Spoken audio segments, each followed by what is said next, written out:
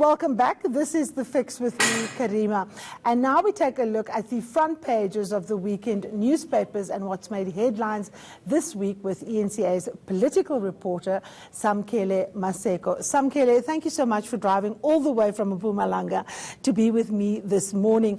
And the reason I'm having you on is because you've been on this story that's the front page of the Sunday Times. If you could just hold it up for our viewers. It says, Cyril foils Ace Parley, coup.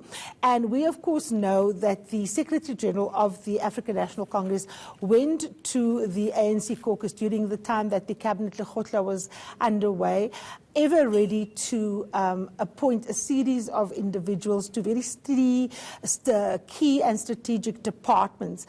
The caucus meeting was abruptly stopped, and Mr. Magashule was there for a very long time, but eventually left, and no announcement has been made. You are in possession of documents that talk to what the plans were of Mr. Magashule. Just give our viewers an indication of what the ANC Secretary General wanted to do, literally behind the backs of the rest of the top 6 officials. Essentially, what had happened is that I'm going to go into the document also here on my phone, is that the Secretary General essentially wanted to present portfolio committee chairs, the chair of chairs, to Perlman and to the ANC caucus in Parliament, whilst the government of the day, the President, the Deputy President, and the Cabinet were in a Cabinet Lekgotla in Sfakomahato, the presidential guest house. Ace Magashule, the Secretary General, flew down to Cape Town on Wednesday.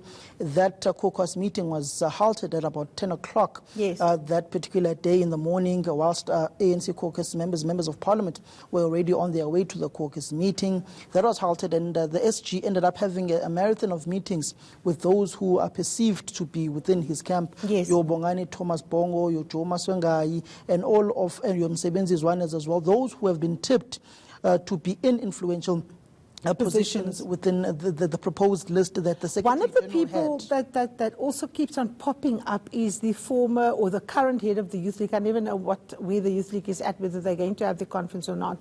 But Colin Maine, commonly also referred to as Oros. Now, my sources tell me that there was a major struggle by Mr. Magashule to get Mr. Maine as a minister, and he lost that battle, and he now wants to give quite a senior portfolio to the former or current Youth League president. Samkele, what are your sources telling you about what Mr. Magashule's plans are with this Youth League? Does he want to create another proxy, group of people that he can rally when critical issues come to the fore in Parliament? Essentially, what you are looking at with the portfolio committee chairpersons and chair of chairs, for instance, you had Thandi Mahambe Hlala being proposed as the chair of chairs after the resignation of Nomvula Mokonyane. That is the name that the Secretary General proposed to the ANC's top 6 meeting last week, Thursday, which was rejected. And you had the likes of Supra Muhammad Bilo getting the chairperson of COCTA.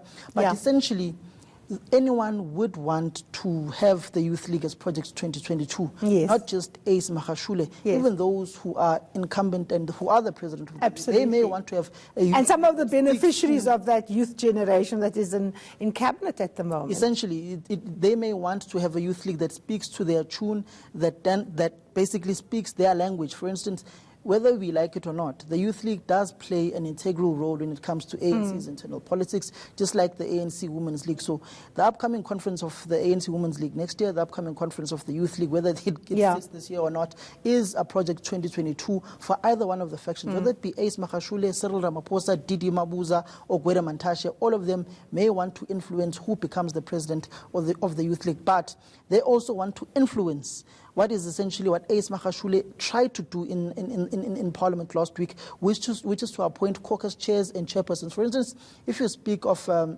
leader like Colin Maine within the ANC, Colin Maine is a former MEC in the Northwest Province. That is effectively the same package or perk as that of a deputy ministry. So the second thing in line, if you don't get that deputy ministry... So it's also about money, it's also about perks. It's also about perks. It's always about perks. If you look at the resignation of of Mildred Oliphant. Yeah. She speaks to the issue of how the government of the day and the ruling party has to look at the issue of perks. Absolutely. Before we go to the city press, what is really interesting is that we now know that there's going to be an emergency NEC meeting next week. You've got the documentation of the Integrity Committee that is also looking into the behavior of Mr. Magashule. We know that former President Karima has also been appointed together with Dr. Freni Jinwala to look into whether or not Magashule has been involved in setting up an alternative party. We have a bizarre report in one of the newspapers today that there's been attempts on this person's life. This is becoming another conspiracy in the African National Congress. Would you say in the battle between Magashule and Ramaphosa that Mr. Magashule is beginning to feel the biting of the chihuahuas at the ankles? Well, the interesting thing is that the Integrity Commission's report, which is supposed to be deliberated upon in the special NEC, which has now been postponed, is no longer sitting on Tuesday because the president is said to be wanting to prepare for the State of the Nation address. So that has been foiled, and it's not yet clear when that special NEC will now take place. But instead, the alliance meeting will go ahead to finalize the caucus chairperson's whip. So there will be greater consultation. There will be consultation between the SGO office, the Secretary General's office, and the Secretariat of the Alliance. Your Solima Paila, your Blade Nzimande, your Pegintalinjali of the Congress of South African Trade Unions. So they will be meeting, and SANCO, they will be meeting on Tuesday to iron that out, and then a report will then be sent to the top six and to the other leadership of the other structures, and then probably an announcement will be made next week. But that special NEC, which is supposed to deliberate on the issues of this commission that is supposed to investigate the formation of smaller parties, is no longer sitting on Tuesday. But interestingly, the findings here of the Integrity Commission's report basically also recommend that the functionary of the SGO office, the Secretary General's office, be re-looked at by the ANC. It's there in the findings of the report, and it also speaks to how the ANC is at war with itself, and factions and interest groups are seemingly growing day by day, and speaks about patriarchy within the ANC, that it's there and it needs to be dealt with. And interestingly, there's also another interesting finding. The ANC's lack of ability to deal with conflict ultimately leads to political assassinations. Okay. Obviously, the developments in the African National Congress is critical because it's the governing party. We will see what that alliance holds. Interestingly enough, it's the alliance that won, for example, on the issue of Mr. Mohoro remaining the premier candidate in the Northwest. So I don't think Mr. Magashule is necessarily going to get his way come that Tuesday meeting. But let's focus, Samkele, on the city press. It says Mkhwebane comes out guns blazing. Now, the public protector is in a war, it looks, with the government of the day. She has effectively put the president under investigation. She's put Pravin Gordhan under investigation. She laid criminal charges against the former state security minister.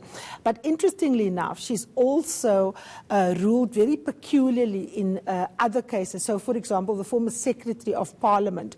We have the National Union of Health Workers, NEHAW, and public workers wanting to take her report on review because she basically clears him. She clears, people linked to President Zuma, for example, in the Zuma affair. Has the public protector become embroiled in the factional battles of the African National Congress? And how does this place any trust in her office for her to come to conclusions that we can trust, particularly given the fact that she's also gotten a slap from several courts, including the Constitutional Court, on her complete lack of understanding of the law? Interestingly, that discussion is being held in various quarters, that the public protector has essentially become embroiled in factional battles of the ANC. She's pro the Ace Magashule camp within the African National Congress, going after the president of the day and his administration and those who are perceived to be close to him, like Minister Pravin Gordhan of Public Enterprises. But it's very difficult to say at this point in time which posture she has taken, because if you look historically at Thuli Madonsela, when she also took office, she went and was not fearful of going for the administration of the day. It seems as if Busisiwe Mkhwebane may be taking the same posture,